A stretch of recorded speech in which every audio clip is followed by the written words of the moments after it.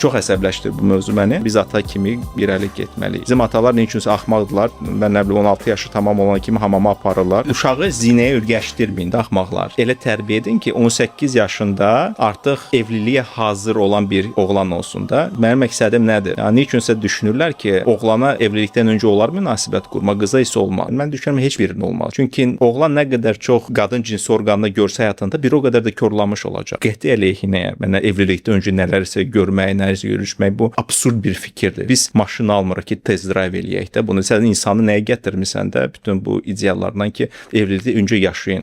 Başınız işləmir, xarabdır, nədir? Bəs yoxlamaq ki, biz uyğunluq yoxsa yox. Onların səsindən deyirəm ha. Bu bir hipoteza idi ki, sən əgər evlilikdən öncə yaşasan birlikdə, boşanma ehtimalın azalır. Amma 70-ci illərdən bura Amerikada, Avropada bu var idi və statistika göstərir ki, həmin bu evliliklər daha tez dağılır. Hansı ki, bir yerdə əvvəlcə yaşayıblar və data 100% deyir ki, onlar daha tez dağılır. Tez doyurlar.